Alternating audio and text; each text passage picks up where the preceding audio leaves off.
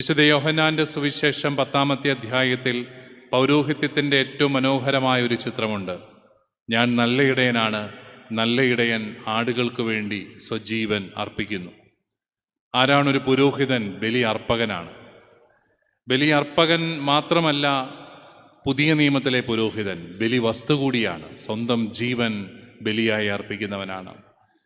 ഇനി ബലി അർപ്പകനും ബലി വസ്തുവും മാത്രമല്ല, മറിച്ച് ഇടയൻ കൂടിയാണ്, നല്ല ഇടയൻ കൂടിയാണ്. ഈ 3 കാര്യങ്ങളും സംയോജിപ്പിക്കുന്നവനാണ് ഒരു പുരോഹിതൻ.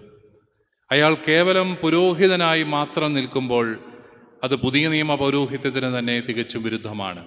സ്വന്തം ജീവിതം ആ ബലിയിൽ ഉൾച്ചേർക്കാതെ ഒരിക്കലും പുതിയ നിയമത്തിലെ പുരോഹിതന് അയാൾ പുരോഹിതനാണെന്ന് ചിന്തിക്കാൻ പോലും ആവില്ല. അതോടൊപ്പം ഇടയനാകാൻ മനസ്സില്ലാതെ കേവലം ഒരു പുരോഹിതൻ്റെ അല്ലെങ്കിൽ ഒരു കർമ്മിയുടെ തലത്തിലേക്ക് ഒതുങ്ങുമ്പോഴും അയാൾ പുതിയ നിയമത്തിൻ്റെ കാഴ്ചപ്പാടിലുള്ള പുരോഹിതനായിട്ട് മാറുന്നില്ല. പുതിയ നിയമത്തിലെ പുരോഹിതൻ ഇടയനാണ്. ഇടയൻ ആടുകൾക്ക് വേണ്ടി സ്വജീവൻ ബലിയർപ്പിക്കുന്നവനാണ്. പ്രിയപ്പെട്ടവരെ, ഓരോ പുരോഹിതൻ്റെയും ജീവിതം ഇത് തന്നെയാണ്.